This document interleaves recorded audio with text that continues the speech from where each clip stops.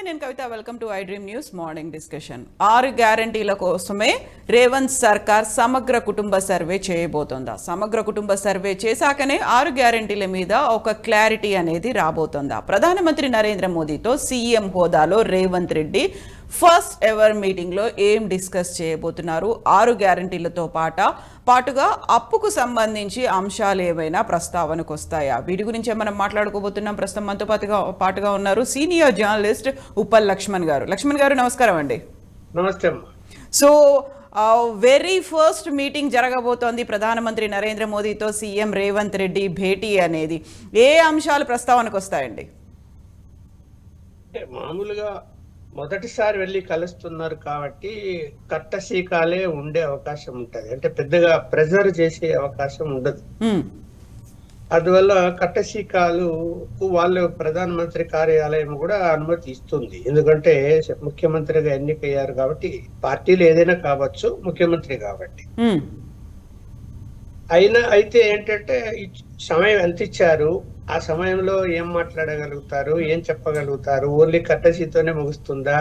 General పలకరింపులు ఉంటాయి. తర్వాత representations ఇవ్వచ్చు. అంటే ఇదిగో మాకు సమస్యలు ఉన్నాయి, ఇవి పరిష్కరించాలి, దీని మీద చర్యలు తీసుకోండి అని చెప్పి ఒక నోట్ తయారు చేసి ప్రధానమంత్రి గారికి ఇవ్వడానికి అవకాశం ఉంటది. దానికి సమయం ఎక్కువ అవసరం ఉండదు.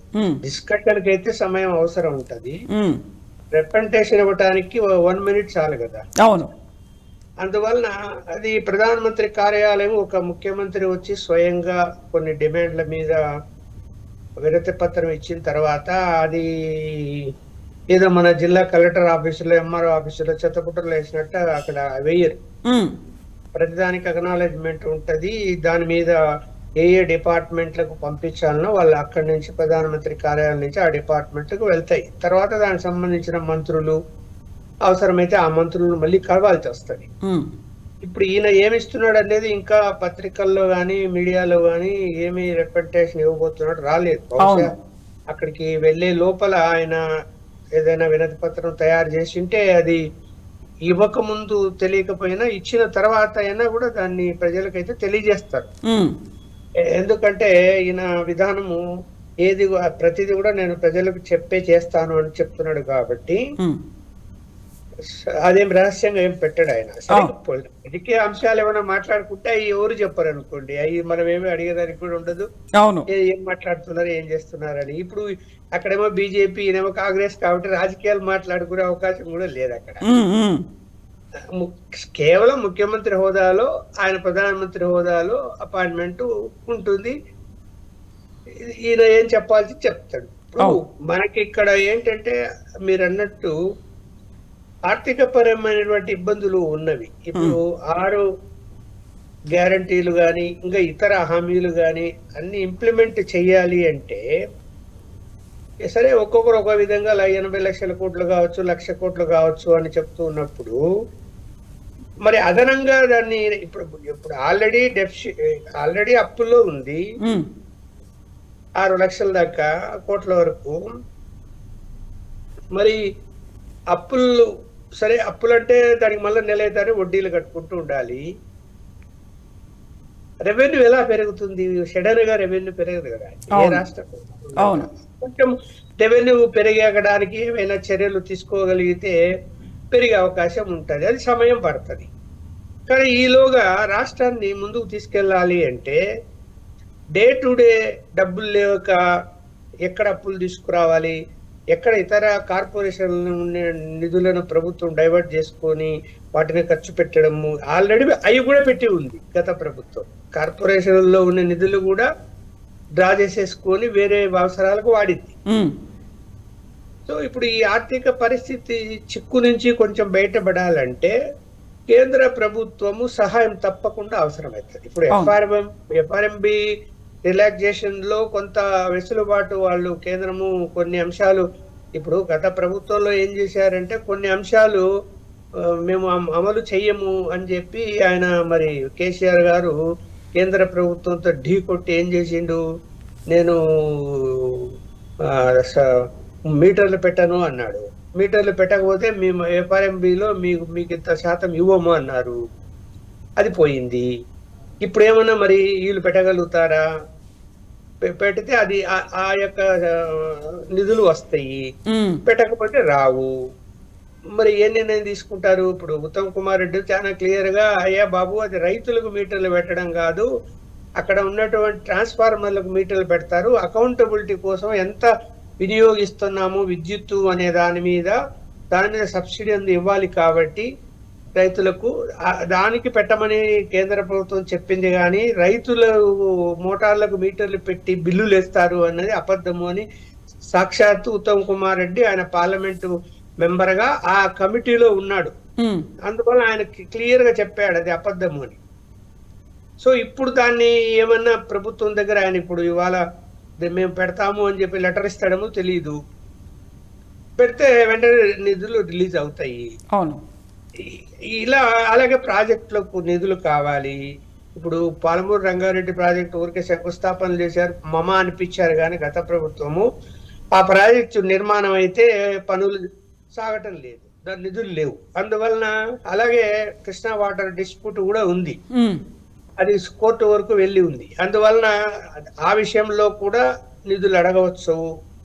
ఇంకా అనేక అంశాల మీద నిధులు అడిగే అవకాశం ఉంటుంది. కానీ ఎంతవరకు సహకరిస్తుంది కేంద్రము? గత ప్రభుత్వము పూర్తిగా కేంద్రంతో విభేదించి సరైనటువంటి లెక్కలు చెప్పకుండా, మీరు చూసాం మనం ఆయుష్మాన్ భారత్ కూడా ఆరోగ్యానికి సంబంధించిన స్కీమ్ కూడా నేను ఇంప్లిమెంట్ చేయడానికి పక్కన పెట్టాడు. లాస్ట్ చివరికి అంగీకరించి అన్ని దేశంలో అన్ని రాష్ట్రాలు అమలు చేస్తున్నాయి అది అని చెప్తే అప్పుడు గత ఏడాది అంగీకరించారు.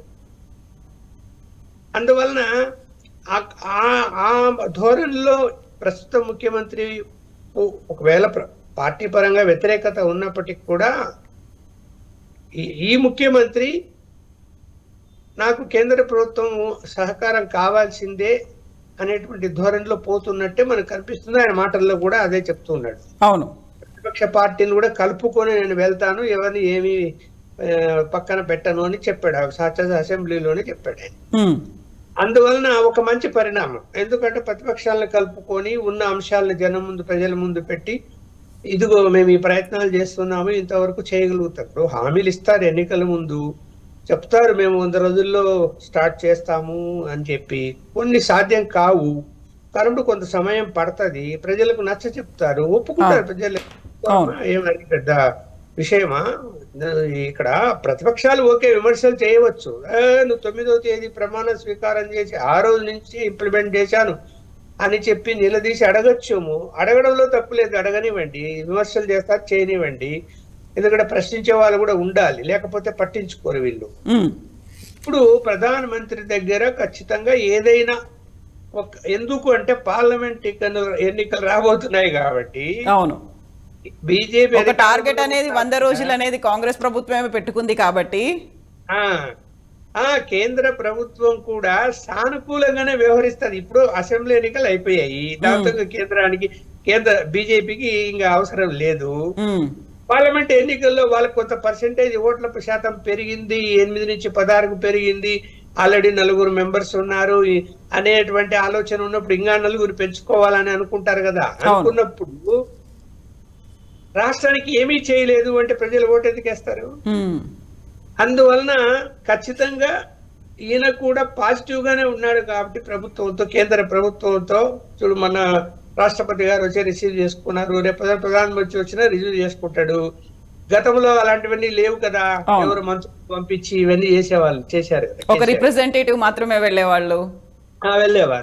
ఇప్పుడు అలా లేదు కాబట్టి విధానం మారింది కాబట్టి ఎన్నికలు కూడా వస్తున్నాయి కాబట్టి ఖచ్చితంగా కేంద్రంలోని బీజేపీ ప్రభుత్వం, ప్రధానమంత్రి గారు కొంత సానుకూలంగా వ్యవహరించి అడిగిన వాటిల్లో కొన్ని అయినా కూడా ఖచ్చితంగా ఉత్తర్వులు ఇస్తారని నేనైతే భావిస్తాను. ఇప్పుడు కేంద్ర ప్రభుత్వంతో పేచీలు లేకుండా ఫ్రెండ్లీగా ఉండాలి అనేటువంటి భావన రేవంత్ సర్కార్ లో కనిపిస్తున్నట్టుంది. మంత్రివర్గం కూడా అదే మాటలు చెప్తున్నాయి. అది ఇప్పుడు విధి లేదమ్మా. ఇక్కడ పార్టీలు ఎన్నికల వరకు అయిపోయింది. గెలిచిన తర్వాత ఇంక ఎవరు ముఖ్యమంత్రి? ముఖ్యమంత్రి అన్నది ఒక హోదా. అక్కడ కేంద్రంలో కూడా బీజేపీ, గెలిచిన తర్వాత ప్రధానమంత్రి ఆ పార్టీ నుంచి. అటు కేంద్ర మంత్రి పరిపాలన, ఇట్లా రాష్ట్ర పరిపాలన, అంటే కేంద్ర పరిపాలన రాష్ట్ర పరిపాలన ఎప్పుడు కూడా ఒకరికొకరు సర్దుబాటు చేసుకొని ముందుకు వెళితేనే అన్ని సక్రమంగా జరుగుతాయి. ఇప్పుడు అంతకుముందు గతంలో రాజస్థాన్ లో కాంగ్రెస్ ఉంది, ఛత్తీస్గఢ్ లో కాంగ్రెస్ ప్రభుత్వం ఉండింది. ఏమైనా వివాదాలు వచ్చాయమ్మా కేంద్రంతో? వాళ్ళు సఖ్యతగానే ఉన్నారు కదా, కావాల్సిన శాంక్షన్ చేసుకున్నారు. అక్కడ రాజస్థాన్ ఇవాళ జైపూర్ అవన్నీ నేను ఒకసారి వెళ్ళొచ్చాను ఇటీవల. ఎంత అభివృద్ధి కాంగ్రెస్ ప్రభుత్వం అయినా ఎంత అభివృద్ధి చేసింది అక్కడ మన కంటికి కనిపిస్తుంది, తేడా కనిపిస్తుంది అక్కడ. అంటే కేంద్ర సహకారం లేనిది చేయలేరు కదా. ఇప్పుడు స్మార్ట్ సిటీలు ఉన్నాయి, దానికి కేంద్రం నిధులు ఇవ్వాలి, అలాగే గ్రామ పంచాయతీలకు నిధులు ఇవ్వాలి, అనేక కేంద్ర పథకాలకు సంబంధించిన వాటికి రైల్వేలకు ఆధునీకరణ కానీ, కొత్త రైళ్లు వేసే విషయంలో కానీ, విమానాశ్రయాల ఆధునీకరణ కానీ, కొత్త విమానాశ్రయాలు కానీ, ఇవన్నీ కూడా కేంద్రం నుంచి రావాలి కదా.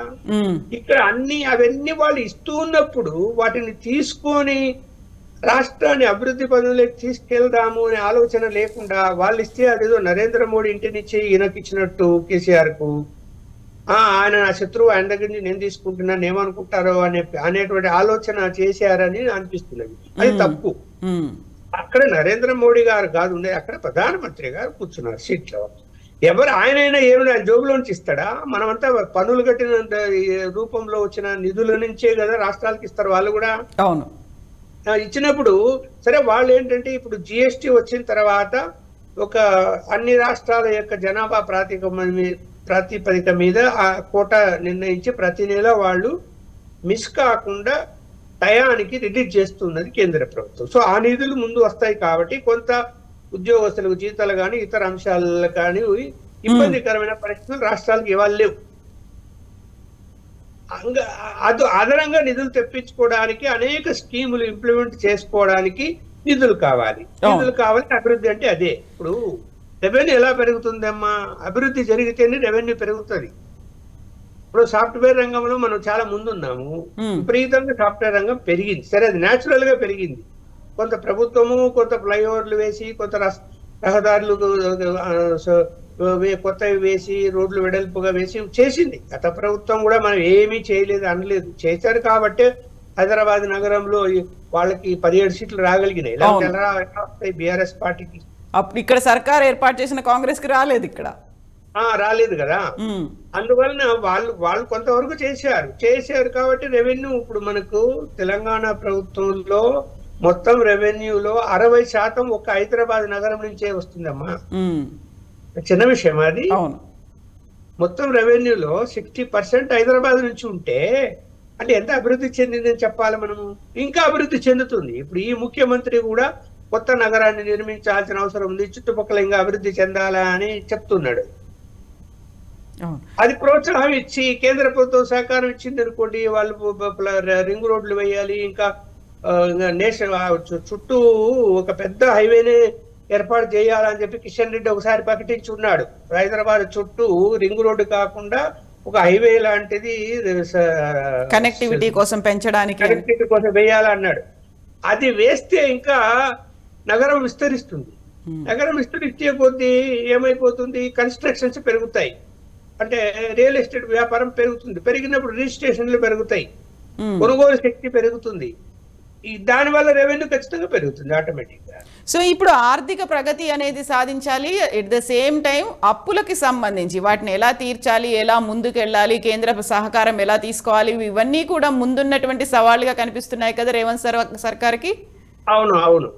అంటే అప్పులు తీర్చేది అంటూ ఏమి ఇమ్మీడియట్ గా తీర్చేది అంటూ ఏం అవసరం లేదమ్మా. ముందు రెవెన్యూ పెంచుకోవాలి, అలాగే ఇంకా కొంత అప్పు రాగలిగితే గనక ఈ కొంత ఆర్థిక సంక్షోభం నుంచి బయట పెడతారు. అప్పులు అనేవి నిదానంగా రెవెన్యూ పెరిగే కొద్దీ వాటిని తీర్చుకుంటూ వస్తారు. ఇప్పుడు అప్పులు ఏ రాష్ట్రానికి అప్పులు లేవు? ప్రతి పక్క రాష్ట్రం చూస్తున్నా కదా, ఇక్కడ 6 లక్షల కోట్లు అంటే ఆడ 10 లక్షల కోట్లు దాటిందని చెప్తున్నారు కదా. ఇక్కడ అది సహజంగా సరే ఎందుకు చేశారు ఏంటి అంటే వాళ్ళు చెప్పే కారణాలు వాళ్ళు చెప్తున్నారు. మేము కాళేశ్వరం ప్రాజెక్టు నిర్మించాము, మిషన్ భగీరథ టేకప్ చేశాము, మేము మా అభివృద్ధి ఇది, మేము దాని వల్ల చేయాలి, ఇవన్నీ ఖర్చులు వాళ్ళు చెప్తున్నారు అనుకోండి. వాళ్ళు డిపెండ్ చేసుకునే వాళ్ళు చేసుకుంటారు. ఏమైనా కొంత వెసులుబాటు అనేది రావాలి అంటే కేంద్ర సహకారం అయితే ఉండాలి. అందువలన ఆయన ప్రధానమంత్రి గారి అపాయింట్మెంట్ అడగడం, వెళ్ళడం, వెళ్ళాల్సిన వెళ్ళి కట్టసికాలు కలవాలా అని రూల్ కూడా ఏం లేదు, కాకపోతే వెళ్తున్నాడు కదా, మరి వెళ్ళి అపాయింట్మెంట్ తీసుకొని రెండు పనులు కూడా ఉండొచ్చు కదా, అక్కడ ప్రధానమంత్రిని కలవచ్చు, అధిష్టానాన్ని కూడా కలవచ్చు, నెక్స్ట్ డెవలప్మెంట్స్ గురించి మంత్రివర్గ విస్తరణ గురించి మాట్లాడుకోవచ్చు. అందువల్ల వెళ్తున్నాడు, వెళ్ళాలి కూడా, వెళ్ళి కలవాలి. అవును. తర్వాత ఏదైతే ఆర్థిక పరమైన ఇబ్బందులు ఉన్నాయో వాటిని కేంద్రం దృష్టికి తీసుకురావాలి. అవును. ఇప్పుడు వాళ్ళు అనుకుంటే ప్యాకేజీలు కూడా ఇవ్వచ్చమ్మా, కొంత ఇబ్బందికరమైన పరిస్థితులు ఉన్నప్పుడు ఇవ్వచ్చు. ఎప్పుడు ఇస్తారు? కేంద్రంతో సఖ్యతగా ఉంటాయి కదా, కేంద్రం స్కీములు నేను ఇంప్లిమెంటే చేయనంటే ఇస్తారా వాళ్ళు? అవును. సో కేంద్రం ఎవరు, రాష్ట్రం ఎవరమ్మా? నాకు అర్థం కాదు. ఇది ఏమైనా ప్రత్యేక దేశమా తెలంగాణ? కేంద్రంతో ముడిపడే రాష్ట్రాలు ఉంటాయి తప్ప ప్రత్యేకంగా ఉండవు కదా. ఇప్పుడు కాశ్మీర్ కు ప్రత్యేక ప్రతిపత్తి 3 ఆర్టికల్ తీసేశారు బీజేపీ వాళ్ళు. సో లక్ష్మణ్ గారు మనతో పాటుగా కాల్వ సుజాత గారు జాయిన్ అయ్యారు, కాంగ్రెస్ పార్టీ అధికార ప్రతినిధి. సుజాత గారు, గుడ్ మార్నింగ్ అండి. గుడ్ మార్నింగ్ అండి. So very first time CM హోదాలో రేవంత్ రెడ్డి ప్రధానమంత్రి నరేంద్ర మోదీని కలవబోతున్నారు. ఒక పాజిటివ్ నోటుతో తమ సర్కార్ స్టార్ట్ అయింది, కేంద్రంతో సంబంధాలు కలిగి ఉంటుంది అని పదే పదే చెప్తున్నారు. What we can expect? అక్కడ నుంచి ఏమొస్తుంది? ఈ రోజు పర్యటనలో రేవంత్ తో పాటుగా భట్టి విక్రమార్క డిప్యూటీ సీఎం కూడా వెళ్తున్నారు. గుడ్ మార్నింగ్ అండి మీకు, మీ మీడియా ఛానల్ కి, అలాగే లక్ష్మణ్ అన్న గారికి కూడా. అంటే ముఖ్యమంత్రి అయిన తర్వాత ఈ రోజు అధికారికంగా ప్రధానమంత్రిని మొదటిసారి కలవబోతున్నారు కాబట్టి, అంటే వాళ్ళు ఏమి ఇస్తారు అనేది పక్కన పెడితే మనం ఏ విధంగా రాష్ట్రానికి నిధులు తెచ్చుకోవాలి అనేది ప్రధానమైనటువంటి విషయం. ఎందుకంటే గతంలో మనం ఎన్నో మీడియా ఛానల్లో డిబేట్స్ చేసినాం. రాష్ట్రపతి వచ్చినా కేసీఆర్ పట్టించుకోలేదు, ప్రధానమంత్రి వచ్చినా కేసీఆర్ పట్టించుకోలేదు, కనీసం ఆయనని అంటే జనరల్ గా రిసీవింగ్ కి వెళ్లాల్సినటువంటి ఒక ప్రోటోకాల్ కూడా పాటించలేదు అనేది. ప్రోటోకాల్ ఒకటి చూడండి, ఈ విభేదాలు పార్టీల పరంగా ఎన్నన్నా ఉండొచ్చు, కానీ ఒక ప్రోటోకాల్ అనేది చాలా ఇంపార్టెంట్. గౌరవించాలి కూడా దాన్ని. ఆ కేంద్రంలో ఒక పార్టీ ఉంటే రాష్ట్రంలో ఒక పార్టీ ఉంటది, కానీ ప్రజల్ని చూపించడం కోసం మేమిద్దరం శత్రువులము, అందుకే తెలంగాణకు వస్తే మేము పట్టించుకోవట్లేదు, మేము తెలంగాణకు వస్తే రిసీవ్ చేసుకోవట్లేదు అని ప్రజల్ని మభ్యపెట్టే ప్రయత్నం కేసీఆర్ చాలా చేసింది. ఎందుకంటే మనం ఎన్నోసార్లు చూసినామండి, ఒకవేళ నిజంగానే అంత శత్రుత్వం ఉంటే అసలు తెలంగాణకు రావాల్సినటువంటి నిధుల్ని ఎప్పుడు కూడా మాకు ఇంత ఖచ్చితంగా ఇన్ని రావాలి, మాకు మరి తెలంగాణ కొత్త రాష్ట్రంగా ఏర్పడింది, మాకు అదనంగా నిధులు కావాలని ఎన్నడూ కూడా ఇక్కడ బహిరంగంగా మాట్లాడింది లేదు. వెళ్ళి అక్కడ బహిరంగ లేఖలు ఇచ్చి అక్కడ ప్రధానమంత్రి నుంచి కొత్త నిధులు తీసుకొచ్చుకున్నది ఎన్నడూ లేదు. కానీ గల్లీలో ఎప్పుడు కొట్లాట, ఢిల్లీలో ఎప్పుడు దోస్తాని. అక్కడికి వెళ్ళి ప్రత్యేకంగా ఒక అరగంట కూర్చున్నాం, 45 నిమిషాలు భేటీ అయ్యామంటారు, కానీ ఏ దానికోసం భేటీ అయ్యారు ఎప్పుడు చెప్పరు. కేవలం తెలంగాణ అభివృద్ధి కోసం మాట్లాడాము అంటారు. అవి ఎన్నడూ కూడా తెలంగాణ అభివృద్ధికి మాట్లాడినటువంటి శ్వేతపత్రం రిలీజ్ చేయలేదు. పోనీయండి, అక్కడ ఇచ్చినటువంటి లేఖ ఏదైతే ప్రధానమంత్రికి, అది అఫీషియలే కదా, తెలంగాణ అభివృద్ధి కోసం ఇగో ఈ నిధులు అడుగుతున్నాం, తెలంగాణ అభివృద్ధి కోసం ఈ పనుల కోసం మేము వెళ్ళాం అనేది ఒక మీడియా ముందు కానీ ఎవరి ముందన్నా పెట్టి మాట్లాడినటువంటి దాఖలాలు మనం గత 10 ఏళ్లలో మనం ఎన్నడూ చూడలేదు. రేవంత్ రెడ్డి గారు ఇప్పుడు ముఖ్యమంత్రిగా ప్రమాణ స్వీకారం చేసిన అనంతరం ప్రతిపక్షాలు మాకు ఉండాలి, మా ప్రతిపక్షాలు అసెంబ్లీలో మాట్లాడాలి, మీరు సలహాలు సూచనలు ఇవ్వాలి, మిమ్మల్ని అంటే అధ్యక్షుడు అసెంబ్లీ స్పీకర్ బయటికి పంపిస్తాను, మీరు గొడవ చేస్తా అంటే ముఖ్యమంత్రి గారు అన్నటువంటి విషయం మీరు విని ఉంటారు. ఎట్టి పరిస్థితిలో వాళ్ళు బయటికి వెళ్ళడానికి వీల్లేదు, ఇక్కడే ఉండాలి, ఇక్కడే వినాలి, ఇక్కడే నేర్చుకోవాలి అని చెప్పినటువంటి సంస్కారం. అంటే ఒకవేళ ప్రతిపక్షంగా ప్రశ్నించాలి అనుకుంటే ప్రశ్నించవచ్చు, ప్రతిపక్షంగా సలహాలు సూచనలు అభివృద్ధి విషయంలో మాట్లాడాలంటే మాట్లాడవచ్చు. కానీ పదే అధికార పార్టీ గత 40 ఏళ్ళు 60 ఏళ్ళు ఏం చేసింది, మళ్ళొక్కసారి ఛాన్స్ అని 2% మాత్రమే ఓటు పెరిగింది అని ఈ మాటలు మాట్లాడడానికి అసెంబ్లీలో కూర్చోలేదు.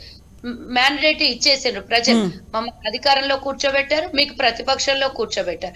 ఆ హోదాను మీరు కాపాడుకొని ఉందాగా ప్రతిపక్ష హోదాలో కూర్చొని మాట్లాడండి, కానీ పదే పదే విమర్శల కోసం కాదు అసెంబ్లీ. అయితే ఇక్కడ విమర్శలు అనగానే టక్కున గుర్తొస్తోంది కాంగ్రెస్ పార్టీ 6 గ్యారంటీ స్కీములను అమలు చేస్తాము అనేది, 9వ తారీఖున మేము చేయబోయే సంతకాల లిస్టు అనేది కూడా, ఇవన్నీ చెప్పిన తర్వాత ఇప్పుడు ప్రెషర్ అనేది మీ మీద బిల్టప్ అవుతుంది అనుకోవట్లేదా మీరు? అట్లా కాదండి, మేము హామీలు ఇచ్చినప్పుడే డెఫినెట్ గా దానికి ప్లానింగ్ అంటూ ఉండుంటది కదా. ఏమన్నా కొత్త పార్టీ అండి, కొత్తగా ప్రాంతీయ పార్టీ ఏర్పడి దాన్ని మేమేదో ప్రజల్లోకి వెళ్ళి మేము ఓట్లు సంపాదించడం కోసం ఇచ్చినటువంటి హామీ కాదు కదా. మేము అధికారంలో రావాలని ఒక రాజకీయ పార్టీగా 100% ప్రయత్నం చేస్తాం, దాంట్లో ఎలాంటి సందేహం లేదు. ఒకటి తెలంగాణ ఇచ్చిన ఒక సెంటిమెంట్, మేము తెలంగాణ ప్రజల దగ్గర అయితే ఓటు అడగడం అనేది ఒక కామన్, అది బేసిక్. ఎందుకంటే తెచ్చాము అన్నోడికే ఇచ్చిండ్రు, తెలంగాణ ఇచ్చిన వాళ్ళకి ఇవ్వాలి అనేది మేము ప్రజల వద్దకైతే తీసుకెళ్లడం అది 100% నిజం. ఇంకోటి హామీ విషయం అంటారా, గతంలో మేము 2004లో కూడా తెలంగాణ అంటే ఉమ్మడి ఆంధ్రప్రదేశ్ లో ఇచ్చినటువంటి హామీల్ని మేము నెరవేర్చామా లేదా? అప్పుడు కూడా పెద్దగా బడ్జెట్ ఇంత ఇప్పుడు కేసీఆర్ చెప్పుకునేటంత 2,62,200,000 కోట్ల రూపాయల బడ్జెట్ లేకపోయినా ఆనాడు ఇచ్చినటువంటి హామీలు, మీరు 9 గంటల ఉచిత కరెంట్ ఇవ్వగలుగుతారా?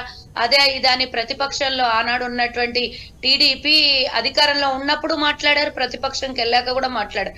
కానీ మేము మొట్టమొదటి భారతదేశంలో మొట్టమొదటి రాష్ట్రంగా 9 గంటల ఉచిత కరెంట్ ఇచ్చి రికార్డ్ సృష్టించాము. అది కూడా పెటెంట్ రైట్ కాంగ్రెస్ కే ఉంది.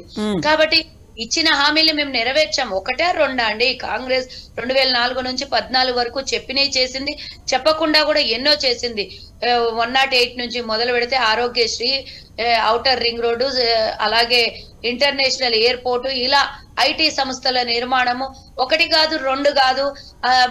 అసలు భూమి ఉన్నంత వరకు 2004 నుంచి 14 వరకు రాజశేఖర్ రెడ్డి గారి హయాంలో జరిగినటువంటి అభివృద్ధి ఎవరు మర్చిపోరు. అలా కాంగ్రెస్ పార్టీ ఇచ్చిన హామీల్ని నిలబెట్టుకోవడం కోసం ఏదో ప్రజల మధ్యకి ఓటు కోసం వెళ్ళాము అనేది కాదు, దానికి ఒక ప్లానింగ్ తో వెళ్ళాము. ఆ ప్లానింగ్ మనకు అందరికి తెలుసు. తెలంగాణ అసలు మనం అధికారంలోకి రాకముందు అనుకున్నాం 3.5 లక్షల కోట్ల అప్పు తెలంగాణ రాష్ట్రం మీద అనుకున్నాం.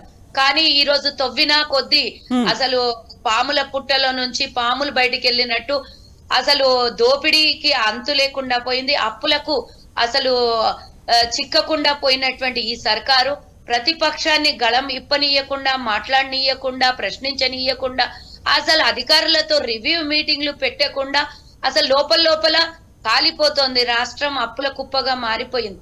అది ఇప్పుడు మన రేవంత్ రెడ్డి గారి సీఎం గా ఉన్న అధికారంలో ఈ రోజు పూర్తిగా అన్ని ఏమంటారు సంస్థల్లో రివ్యూలు చేస్తా ఉంటే ఒకటి అన్ని బయటపడి 7 లక్షల కోట్ల అప్పు పెరిగిపోయింది. 3.5 లక్షల కోట్లు 3వ తారీఖు వరకు, కానీ 9 తారీఖు తర్వాత 7 లక్షల కోట్లు తెలంగాణ ప్రజల మీద అప్పు ఉంది.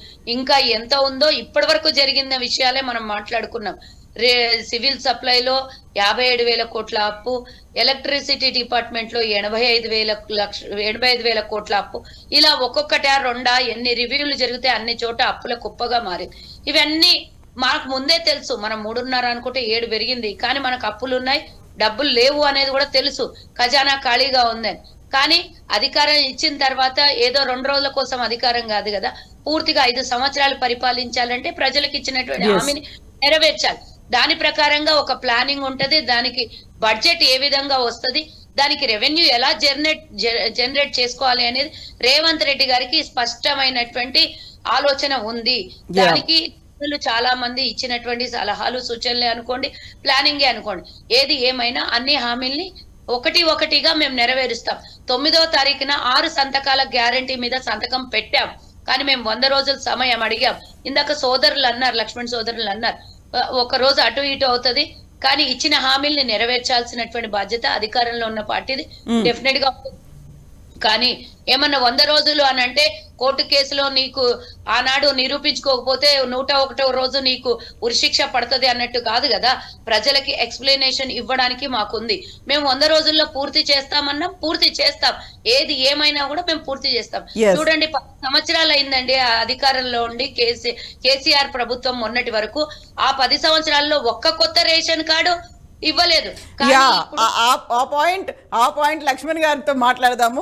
లక్ష్మణ్ గారు, ఇప్పుడు 6 గ్యారంటీ స్కీములకి కొత్త రేషన్ కార్డుకి ఉన్న సంబంధం ఏంటి? దీంతో పాటుగానే సమగ్ర కుటుంబ సర్వే, వీటన్నిటికీ ఒక లింక్ ఏమైనా అండర్లైన్ గా కనిపిస్తోందా మనకు? కాదమ్మా, ఇప్పుడు కొత్త రేషన్ కార్డులు ఇవ్వాలి. కొత్త రేషన్ కార్డులు ఉన్నవి. సమాజంలో ప్రజలు ఎలా ఉన్నారంటే, ఆర్థికంగా ఉన్న వాళ్ళు కూడా, అసలు ఎవరో ఎందుకు, రాజకీయ నాయకులు కూడా రేషన్ కార్డులు, వైట్ రేషన్ కార్డులు కొంతమంది ఉండని అని పెట్టుకున్నారు. నాకు తెలిసిన వ్యక్తి ఒక ఆయన ఆ రేషన్ కార్డు పెట్టుకుని హార్ట్ ఆపరేషన్ చేసుకున్నాడు. బుద్ధి ఉందే లేదా ఆయనకు? అంత ఆస్తి ఉంది, హార్ట్ ఆపరేషన్ 2 లక్షలు ఖర్చు అయితే దాన్ని గవర్నమెంట్ నుంచి తీసుకోవాలి నా కార్డు పెట్టి. ఇప్పుడు ఏం చెప్పాలి చెప్పండి? ఏం చెప్పాలి? గవర్నమెంట్ ఇస్తే తీసుకున్నాం ఏమైతుంది అంటాడు నాతో. అంటే ఇలాంటి వాతావరణం ఉన్నప్పుడు జనంలో ఖచ్చితంగా అవన్నీ ఏరివేయాలి. ఎవరికి ఈ ఫలాలు అందాలి? పేద ప్రజలకు వాళ్ళకి అందితే వాళ్ళు ఆర్థికంగా ముందుకు వస్తే 150 లక్షల యూనిట్లు ఉన్నాయంటన్నా. మనకు జీడిపి పెరుగుతుంది. వాళ్ళు ముందు కొనుగోలు శక్తి వాళ్ళలో పెరగాల, మనలో కాదు. మనకేముంది, హాయిగా ఎంజాయ్ చేస్తాం. కొనుగోలు శక్తి మన దగ్గర ఉంది, బయటికి పోతాం, అన్ని కొంటాం, ఎంజాయ్ చేస్తాం. బట్ వాళ్ళు ఎప్పుడు కొనాలి? వాళ్ళ శాతం కదా ఎక్కువ ఉంది. మనకంటే 80% మంది ప్రజలు ఇవాళ ఇంకా అట్లా మధ్యతరగతి పేదరిక వర్గాల్లో ఉన్నప్పుడు వాళ్ళ కొనుగోలు శక్తి పెరగాలన్నా మన కొనుగోలు శక్తి, మనకు ఆల్రెడీ పెరిగి ఉంది, ఫుల్ గా ఎంజాయ్ చేస్తున్నారు అందరూ. వీళ్ళ దగ్గర రేషన్ కార్డులు ఎందుకమ్మా? కొంతమంది ఎంప్లాయీ దగ్గర ఉన్నాయని. అందువల్ల వాటిని ఏరియాలి. కొత్తగా కూడా అప్లికేషన్ పెట్టుకునేది కూడా పరిశీలన చేయాలి. అంటే కొంత ఈ గణన జరగాలి. ఎవరు ఏంటి, నిజంగా పేదవాళ్ళు ఎవరు? ఇప్పుడు మనం చూస్తున్నాము రైతు బంధు. మరి రైతు బంధు శాసనసభ్యులు కూడా తీసుకున్నారు అనే ఆరోపణ వచ్చిందా లేదా? అవును. మరి కరెక్టా అది? ఎవరి కోసం రైతు బంధు? పేద రైతు. అప్పుడు వాళ్ళే చాలా క్లియర్ గా అనౌన్స్ చేసుకున్నారు కదా, నాకు ఇన్ని లక్షలు వచ్చాయి, నాకు ఇన్ని ఎకరాలు ఉన్నాయి, టెన్షన్ గా పడుతున్నాయి అనే మెసేజ్లు కూడా వచ్చాయి కదా. మరి తప్పు కదా అది? తప్ప కదా? ఇప్పుడు కౌలు రైతులు ఉన్నారు. కౌలు రైతుకు కొంత సహాయం ఇస్తే వాళ్ళు ఏదైనా ఆర్థికంగా ముందుకు వస్తారు. ఇవన్నీ ఆలోచన చేసి వీటిని ఏరేసి నేనైతే ఎట్టి పరిస్థితుల్లో ప్రస్తుత ముఖ్యమంత్రి రేవంత్ రెడ్డి కఠిన నిర్ణయాలు తీసుకుంటారు కానీ వెనకంజ వేరని భావిస్తూ ఉన్నా. ఎందుకంటే ఆయన జీవితంలో అన్ని చూశారు. ఖచ్చితంగా ఇట్లాంటి, ఇప్పుడు ఎందుకు ఆయన మత్తు పదార్థాల మీద ఉక్కు పాదం మోపుతున్నారు? ఇప్పుడు సక్సెస్ అవుతారా కారా తర్వాత సంగతి. ముందు కఠినంగా పరిపాలకులు ముందు కఠినంగా ఉంటే కదా తర్వాత కింద పోలీస్ వ్యవస్థ గాని ఎక్సైజ్ డిపార్ట్మెంట్ గాని వాళ్ళు కూడా కఠినంగా పనిచేస్తారు. చేయనివ్వండి, ఎంత చేసినా కొంత జరుగుతుంటాయి, అది వేరు. కానీ అసలు మీరు ఏమి పట్టించుకోకుండా ఫ్రీగా వదిలేసి మనం హైదరాబాద్ సిటీని ఎప్పుడు లేని విధంగా మత్తు పదార్థాల సిటీగా మారిపోయిందా లేదా? రోజు వారానికి 2 రోజులు ఎక్కడో చోట పట్టుబడుతున్నాయి లేదా మత్తు పదార్థాలు, గంజాయి ఎట్లా వస్తున్నాయి? ఏం చేస్తున్నట్టు? గత ప్రభుత్వం ఏం చేసినట్టు? ఏం చేయలేదని అర్థము. చూసిస్తున్నట్టున్నారు. ఎందుకు? వాళ్ళ లాభం వాళ్ళకుంది. ఇప్పుడు కొన్ని అంశాల మీద ఆర్థిక లాభం ఉండాలని కోరుకుంటే ప్రజలు తిరస్కరిస్తారమ్మా, అది గుర్తుపెట్టుకోవాలి. అందువల్ల ఈయన కొన్ని సరే మొదట కొంచెము ఆయన అన్ని కూడా ఆచితూచి గమనించి రివ్యూలు చేసి చాలా జాగ్రత్తగానే వెళ్తున్నాడని భావిస్తున్నాం. ఓకే, ఆయన కూడా పరిపాలనలో పొరపాట్లు చేస్తే ఆయనే చెప్తున్నాడు కదా, ప్రతిపక్షాలు మీరు మమ్మల్ని ఎత్తి చూపించారని అడుగుతున్నాడు కదా. ఖచ్చితంగా ఆయన దిద్దుకుంటాడు. ఎవరు చెప్పినా కూడా, ఉప్పల్ లక్ష్మణ్ చెప్పినా లేదా సుజాత గారిపై చెప్పినా కూడా ఆయన దిద్దుకునే పరిస్థితే మనకు కనిపిస్తున్నది. అందువల్ల అది ఆ వాతావరణం ఉండాలి, జనంలో ఆ విశ్వాసం కలగాల. ఇవాళ ఇప్పుడు అక్కడ ఏదైతే ప్రజావాణి ఓపెన్ చేశారో మనం చూస్తున్నాం కదా, ఎంత రెస్పాన్స్ కనిపిస్తుందో అక్కడ.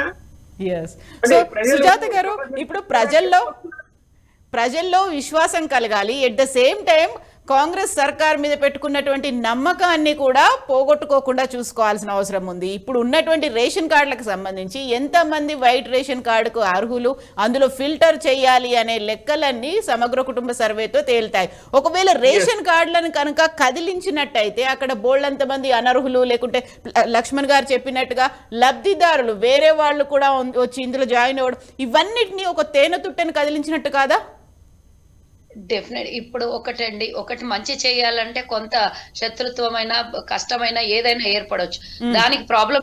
కానీ ఎవరైతే అర్హులు ఉన్నారో వాళ్ళకి చెందాల్సినటువంటి అర్హతని అవసరం లేని వాళ్ళు ఉపయోగించుకుంటే అసలు రాష్ట్రంలో గాని దేశంలో గాని అభివృద్ధి చేస్తామని గొప్పలు చెప్పుకొని నిజంగా పేదరికాన్ని ఇంకా పేదరికంలోకి మార్చడం. ఉన్నవాళ్ళు పనిలేని వాళ్ళు ఇప్పుడు ఒకటి చూడండి, చాలా మంది నాకు అంటుంటారు, రేషన్ షాప్ కి వచ్చి కార్లలో రేషన్ బియ్యం తీసుకొని పోతారు, అవి పక్కన పోయి ఈ ఇడ్లీ దోశలకు అమ్ముకునే అంటే తోపుడు బండ్లకి టిఫిన్ సెంటర్లకి అమ్ముకుంటారని అమ్ముకుంటారు అనేది కాదు కదండి. మనం అందుకోసం కాదు కదా, మధ్య తరగతి పేద తరగతుల కోసం ఏర్పాటు చేసినటువంటివి వాళ్ళకే చెందాలి. మరి బాగా సంపాదించిన వాడికి, బాగా ఉన్నవాడికి, ఐటీ కడుతున్న వాడికి, జిఎస్టీలు బాగా కడుతున్న వాళ్ళకి ఎందుకండి ఇవన్నీ? అంటే ఈ ఒక 500, 1000 రూపాయలతో వాళ్ళేం కోటీశ్వర్లు అయిపోరు. కానీ ఈ 500, 1000 రూపాయలతో పేదవాడు నెల రోజులు బతికేటటువంటి అంటే వంట సామాగ్రి ఇప్పుడు మేము ఇంకొన్నాళ్లలో ఈ పూర్తిగా ప్రక్షాళన చేసిన తర్వాత 9 రకాల వస్తువులు గతంలో ఎట్లా ఇచ్చేదో అలాగే ఇవ్వాలి అనుకున్నటువంటి ఒక ఆలోచనతో కాంగ్రెస్ పార్టీ మేనిఫెస్టోలో కూడా పెట్టడం జరిగింది. కాబట్టి పేదలే అర్హులు. మధ్య తరగతి వాళ్ళకి అందాల్సినవి మధ్య తరగతికి అందాలి, పేద తరగతి వాళ్ళకి అందాల్సినవి పేద తరగతికి అందాలి. నేను ఇందాక చెప్పాను 1,50,00,000 యూనిట్ల అంటే పంపిణీ జరుగుతోంది ఇది రేషన్, కానీ తీసుకుంటోంది 92 లక్షల యూనిట్స్ మాత్రమే. కానీ ఇక మిగతా 50 లక్షల యూనిట్స్ ఎటుపోతున్నాయి? దారి మరలుతోందా? దీని పేరు మీద మరి ఆఫీసర్లు, అధికారులు ఇంకా ఎవరైనా మరి ఇప్పుడు అసలు ప్రభుత్వ పరంగా సప్లై అవుతుంది 1,50,00,000 మందికి. మరి అక్కడ 50 లక్షల మంది అనర్హులు కదా. మరి ఆ అనర్హులందరూ ఎవరు వాళ్ళ పేర్ల మీద ఎక్కడ దోపిడీ జరుగుతుంది? దీన్ని ప్రక్షాళన చేయాలి. డెఫినెట్ గా రేవంత్ రెడ్డి గారు ఒక టాస్క్ అనేది పెట్టుకున్నారు, దాని మీద పూర్తి స్థాయిలో పనిచేస్తారు. నిజంగా చెప్పాలి అని అంటే నేను అతి దగ్గరగా రేవంత్ రెడ్డి గారికి ఒక సోదర సమానరాలుగా ఉన్నటువంటి నేను కూడా అసలు ఊహించలేదు రేవంత్ రెడ్డి గారు ఇంత స్పీడ్ గా ఇన్ని విషయాల్లో ఇంత అసలు దృష్టి సారించి చాలా అసలు ప్రజల మెప్పు పొందగలుగుతాడు. ప్రతి విషయంలో ప్రతిదీ దాన్ని టాస్క్ గా తీసుకొని ప్రజలు ఈరోజు రేవంత్ రెడ్డి లాంటి వారు ముఖ్యమంత్రి ఉన్నారు, ఇలాగే కొనసాగాలి అని చాలా అన్ని వర్గాల ప్రజలు ఆలోచిస్తున్నారు. అయితే సుజాత గారు ఇక్కడే ఒక డౌట్ వస్తుంది. 6 గ్యారంటీ స్కీముల అమలు కోసమే ఇప్పుడు సడన్ సమగ్ర కుటుంబ సర్వే అనేది అంశాన్ని తెర మీదకి తీసుకొచ్చారా? దీనికే రేషన్ కార్డులకి లింక్ అనేది కూడా అందువల్లే పెట్టారా అనేది ఒకటండి. డెఫినెట్ గా అది పక్కన పెడదాం. 6 గ్యారంటీలు దీనికి జత చెయ్యొద్దు.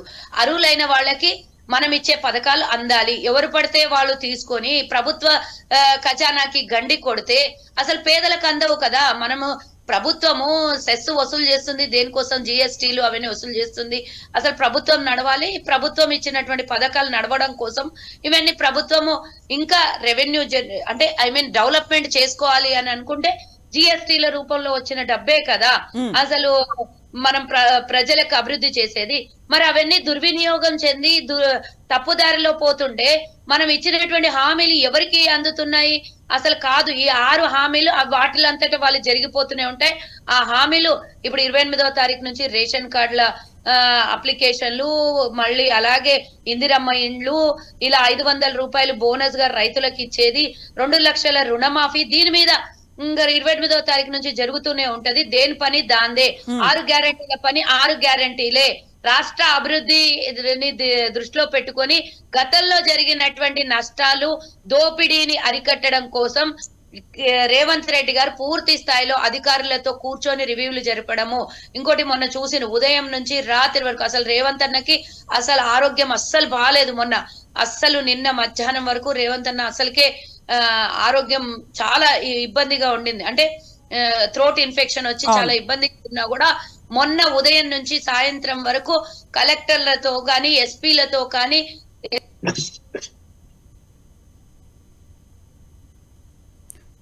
ఆడియో మ్యూట్ అయిపోయిందండి సుజాత గారు. మీ ఆడియో మ్యూట్ అయింది.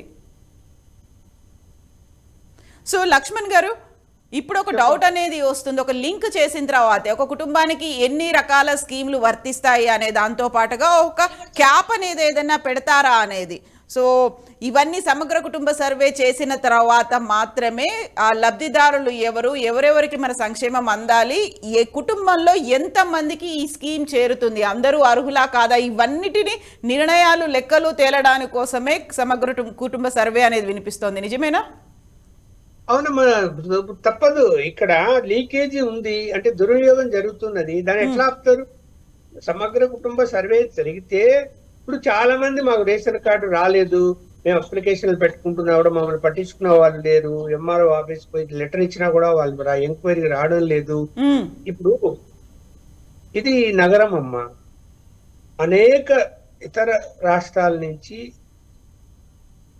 అనేక వృత్తి పనులు చేసే వాళ్ళు ఉపాధి కోసము నగరానికి చేరుకుంటారు. అలాగే తెలంగాణ రాష్ట్రంలో మారుమూల ప్రాంతంలో ఉండే వాళ్ళకు కూడా నగరానికి చేరుకుంటారు, కూలి పని చేస్తారు, రకరకాల పనులు చేసి జీవిస్తుంటారు. వాళ్ళు ఇక్కడ జీవిస్తూ ఉన్నప్పుడు ఇక్కడ రేషన్ కార్డు లేకపోతే, ఇప్పుడు అందుకనే ఒక రేషన్ కార్డు అనేది తీసుకుంటే అది ఆల్ ఇండియాలో ఎక్కడైనా పనిచేయాలని కేంద్ర ప్రభుత్వం నిర్ణయం తీసుకొని దాన్ని ఆల్ ఇండియా పరిధిలోకి తీసుకొస్తున్నది కదా.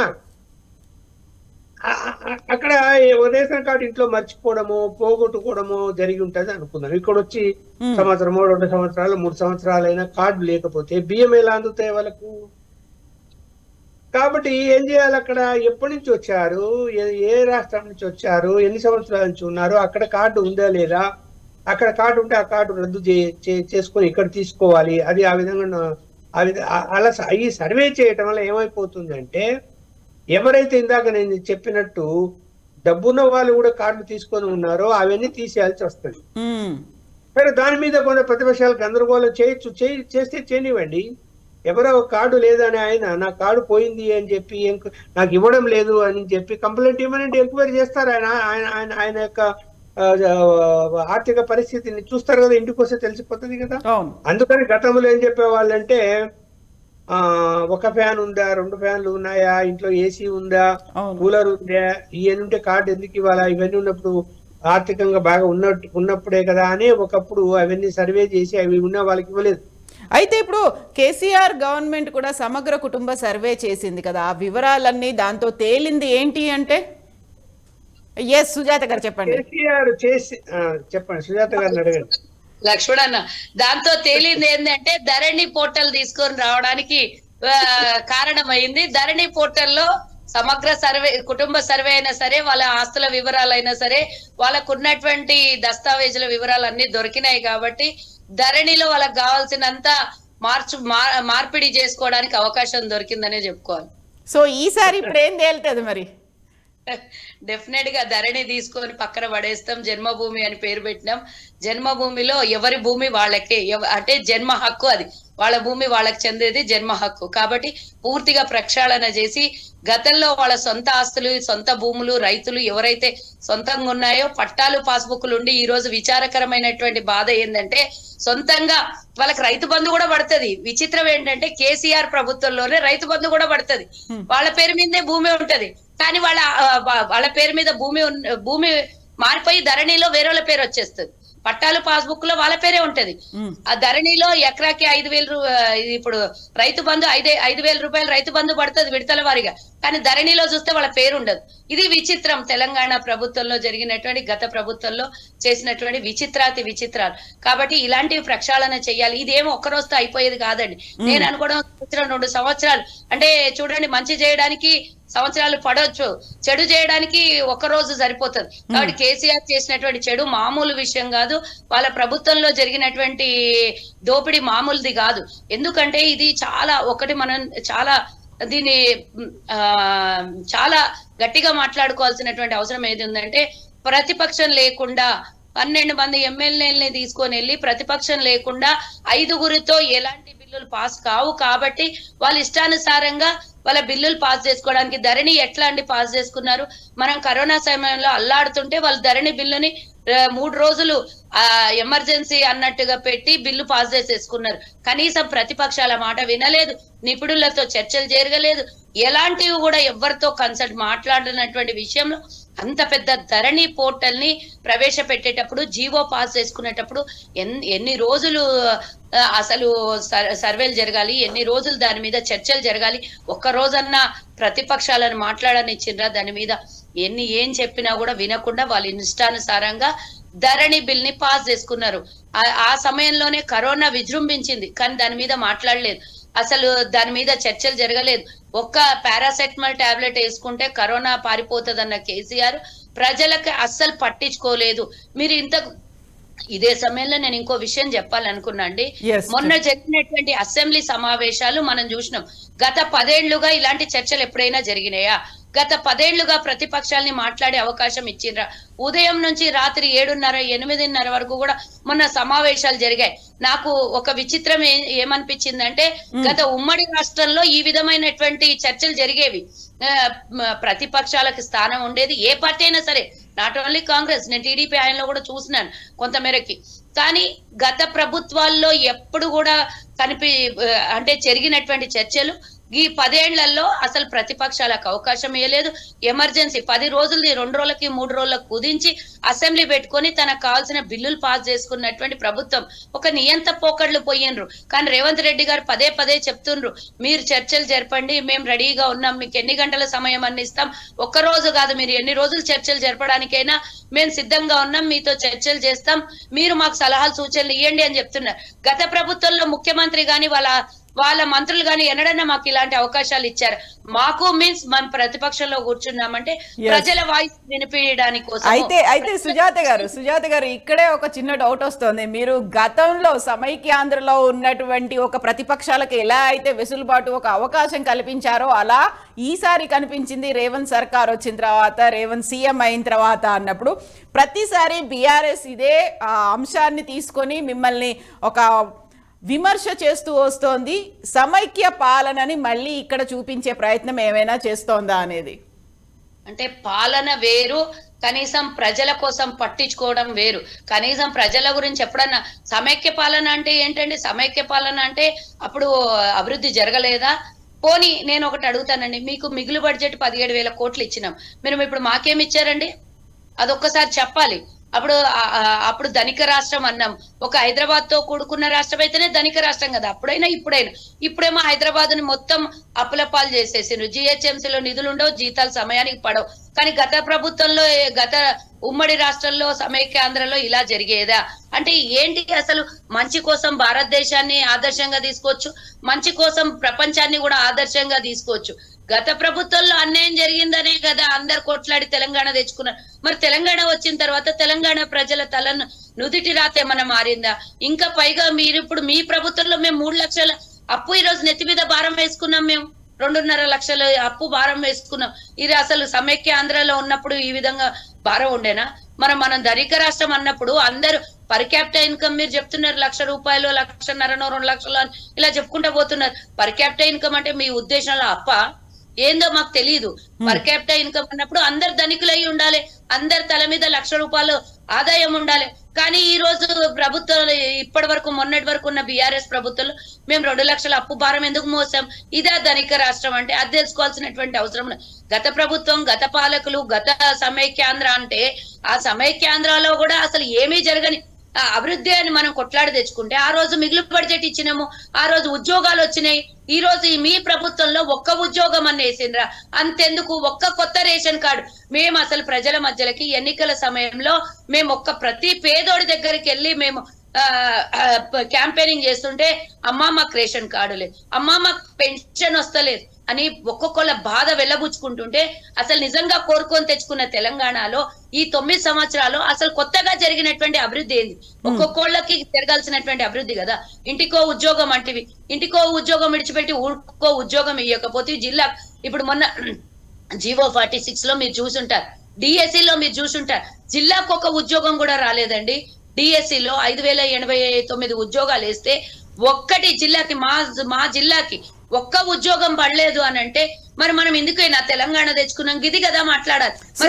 అదే లక్ష్మణ్ గారిని అడుగుదాం. లక్ష్మణ్ గారు, కాంగ్రెస్ సర్కార్ ఏమో ఒక్క నిమిషం నేను చెప్పి క్లోజ్ చేస్తాను. గత ప్రభుత్వంలో యాజిటేషన్ ఉన్నప్పుడు ఆ రోజు మెగా డిఎస్సి వేస్తే 50,000 ఉద్యోగాలు కల్పించింది. అందులో ఎంతో కొంత తెలంగాణకు వచ్చింది. మరి మీరు వచ్చిన తర్వాత ఒక్క ఉద్యోగం అన్న ఒక్క జిల్లా కన్నా పూర్తి స్థాయిలో ఒక్కొక్క జిల్లా కన్నా వచ్చిన దాఖలాలు లేవు. అంతేకాకుండా అంత యాజిటేషన్ జరుగుతున్న సమయంలో కిరణ్ కుమార్ రెడ్డి గారి ముఖ్యమంత్రి ఉన్నప్పుడు 1,30,000 ఉద్యోగాల్ని కల్పించాం మేము. మరి మీరు వచ్చిన తర్వాత ఇంత ఉందాగా, ఇంత సంతోషంగా, ఇంత పర్ క్యాపిటల్ ఇన్కమ్ పెరిగినప్పుడు ఎందుకు ఉద్యోగాలు కలగలేదండి? చెప్పండి. అది చెప్పాల్సినటువంటి బాధ్యత ఉంది కదా. మరి కోరుకొని తెచ్చుకున్నాం. ప్రాణాలు 1,200 మంది ప్రాణత్యాగం చేసుకుంటే తెలంగాణ వచ్చింది. కేసీఆర్ కుటుంబంలో ఎవరు చావలేదు. 1,200 మంది ఆత్మ బలిదానం చేసుకుంటే వచ్చింది. మరి ఆ 1,200 మంది ఆత్మ బలిదానం ఆత్మ క్షోభించడం కోసమా తెలంగాణ వచ్చింది? దేనికోసం వచ్చింది? సో లక్ష్మణ్ గారు, ఇప్పుడు కాంగ్రెస్ సర్కార్ ఏమో అప్పులకు సంబంధించి శ్వేతపత్రం, బీఆర్ఎస్ ఏమో ఆస్తులకు సంబంధించి శ్వేతపత్రం. ఇప్పుడు అప్పుల గురించే మాట్లాడుకోవాలా, లేకుంటే రాబోయేటువంటి ఆర్థిక ప్రగతి గురించి, జరగాల్సినటువంటి కార్యాచరణ గురించి, దేని గురించి మాట్లాడుకోవాల్సిన అవసరం ఉందంటారు? ఇప్పుడు ఆల్రెడీ 20 days అయితే అయిపోయింది కాబట్టి. కాదమ్మా, శ్వేతపత్రం అని ఆస్తుల గురించి, ఆస్తులు పెరిగాయని ఏదైతే చెప్తున్నారో అది హాస్యాస్పదం. ఏమన్నా ఇప్పుడు మా ఇంటి ఆస్తి, ఇప్పుడు మా ఇంట్లో ఆస్తులు ఉన్నాయి, నా సొంత ఆస్తులు. నేను ఏదో కొన్ని కారణాలు ఇల్లు కట్టుకోవాలో దీనికో పెళ్లిళ్ళకో అప్పు చేశాను. అప్పు చేస్తే ఎవరైనా వచ్చి ఏమయ్యా అప్పులన్నీ చేసుకుంటారో, ఎట్లా నీ లైఫ్ ఎలా ఉంటుంది ఏంటి అంటే, భయం ఏముంది, ఇదిగో నా ఆస్తులు ఉన్నాయి కదా, ఇవన్నీ అమ్ముకుంటే కూడా అప్పులు కట్టేసుకుని హాయిగా ఉంటాను నేను అని చెప్పుకుంటాం. కానీ రాష్ట్రం యొక్క అభివృద్ధి దేని మీద ఆధారపడి ఉంటది? ఇప్పుడు ప్రపంచవ్యాప్తంగా కూడా ఆస్తులు అనేటివి పెరిగాయా, లేకపోతే ఓన్లీ తెలంగాణలోనే పెరిగాయా? ప్రపంచంలోనే పెరిగాయి. అది నిరంతర ప్రక్రియ. అది ఓకే. ఇప్పుడు నెక్స్ట్ ఫోకస్ దేని మీద ఉండాలంటారు? ఇవాళ మనం 30 సంవత్సరాల క్రితం ఉన్నటువంటి ధరలు, ఇవాళ ఉన్న ధరలు ఉన్నాయా? భూమి ధరలు, భవనాల ధరలు, ఇవన్నీ కూడా ఇప్పుడు ప్రాజెక్టులు కట్టారు. ప్రాజెక్టు వాల్యూ వేసి మేము ప్రాజెక్టు దీని వాల్యూ ఎంత అవుతుంది, మేము ఆస్తి క్రియేట్ చేశాము అని చెప్పుకోవడం అభివృద్ధిలో భాగం అది. అంతేగాని నీ అప్పులకు దానికి సంబంధం ఎలా లింక్ ఎలా పెడుతున్నారో వాళ్ళు అంటే, ప్రజలను ఏదో పార్లమెంట్ ఎన్నికలు వస్తున్నాయి కాబట్టి ప్రజల్ని ఇంకా ఇంతకాలం మనం మభ్య పెట్టాము, ఇంకా మభ్య పెడితే కూడా నమ్ముతారేమో అని అనుకుంటారు వాళ్ళు. ఓకే. ఇక్కడ చుట్టుపక్కల నగరం పెరిగితే భూముల ధరలు బాగా పెరిగాయి. దాన్ని క్యాల్కులేట్ చేసేసి మేము ఆస్తులు పెంచినామంటే దాన్ని ఎవరిని అంగీకరిస్తారా? హాస్యాస్పదంగా లేదు అది. అన్నా లక్ష్మణ్ సివిల్ సప్లైలో 55,000 కోట్ల అప్పు అంటే వాళ్ళు 1,50,000 కోట్ల ఆస్తులు పెంచాము అన్నారు. అంటే ఉన్నటువంటి ప్రభుత్వ ఆస్తుల్ని దాన్ని ధర వేలం వేసినట్టు ధర పెంచి చెప్తున్నారు. ఆనాడు మీరు 16,000 కోట్లు 26,000 కోట్లు ఎంతో చెప్పాడు కేటీఆర్ అసెంబ్లీలో. ఆ ధర ఈ రోజు 1,50,000 కోట్లకు పెరిగింది అన్నాడు. అంటే ఏమన్నా భూమి పెరిగిందా, భూమి విస్తరణ పెరిగిందా, లేకపోతే భూభాగం ఏమన్నా కొత్తది ఏమన్నా సృష్టించి తీసుకొచ్చారు? నాకు అర్థం కాలేదు. కానీ ఆ ఆస్తుల విలువల్ని వెలకట్టి చెప్తున్నారు. అంటే మీరేమన్నా కొత్తగా ఏమన్నా సృష్టించిరా కొత్త భూమిని? నాకు అర్థం కాలేదు. మనకున్నటువంటి అంటే ఏమో అంటారు చూడండి, ప్రపంచంలో ఇంకో కొత్త ప్రపంచం సృష్టించి మేము ఇంకోటి భూమిని ఏర్పాటు చేసినాము తెలంగాణ ప్రజలకు అని చెప్పుకున్నట్టు ఆ రోజు ఎంత నవ్వొచ్చిందంటే ఆయన అసెంబ్లీలో మాట్లాడుతుంటే. సుజాత గారు, ఇక్కడ ఇంకో డౌట్ వస్తోంది. ఇప్పుడు 100 రోజులు అనగానే టక్కున అక్కడ పార్లమెంట్ ఎన్నికలు వస్తాయి, అక్కడ కోడ్ ఆఫ్ కండక్ట్ వస్తుంది. ఈ నేపథ్యంలో మళ్ళీ ఇంకా దాన్ని ప్రొలాంగ్ చేస్తారా అనేది కూడా ఉంది కదా. మీరు ఆల్రెడీ మేము రెండు పథకాలను రెండు పథకాలు అంటే ఆ గ్యారంటీ స్కీమ్ లో ఒక సబ్ గ్యారంటీగా ఉంది కదా, అది హోల్ అండ్ సోల్ కంప్లీట్ అదే గ్యారంటీ కాదు కదా. 28వ తారీఖు నుంచి ఒకటొకటి అన్ని అమలు అవుతాయి. No tension. మీరు అలాంటిది ఏం పెట్టుకోకండి. ఇందాక అన్న చెప్పిర్రు లక్ష్మణ్ అన్న 100 రోజులు అంటే 100 రోజులు ఏమన్నా ఇప్పుడు జైలు శిక్ష పడ్డప్పుడు 100 రోజులకు ఖైదీకి మళ్ళీ బెయిల్ వస్తుంది అన్నట్టు కాదు కదా. అసలు 100 రోజులు అన్నప్పుడు 4 రోజులు అటు ఇటు అవుతుంది. మరి ఇదే ప్రశ్న 9.5 సంవత్సరాలు పరిపాలించిన పరిపాలకుల్ని మనం ఎందుకు ప్రశ్నించలేదు, ఎందుకు ఇవ్వలేదు అనే గ్యారంటీలు ఒక్కటి కూడా అమలు నేను ఇంకా అది కూడా పోయిన ప్రభుత్వం గురించి వాళ్ళు చేయలేదు కాబట్టే వాళ్ళను పక్కన పెట్టారు. నేను ఆ మాట కూడా అనను. కానీ నేను ఒకటి ఏమడుగుతున్నానంటే, మేము ఇచ్చిన హామీలు మీకు సమయం ఉంది. 5 సంవత్సరాలు 20 రోజులలోనే మొత్తం 20 ఏళ్ళు అయిపోలేదు, 20 నెలలు అయిపోలేదు.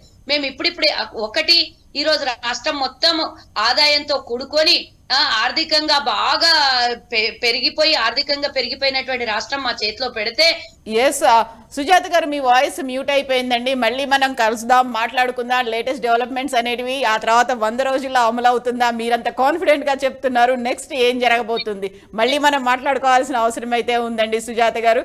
థ్యాంక్ యూ ఉప్పల్ లక్ష్మణ్ గారు. Stay tuned. This is Kavitha signing off.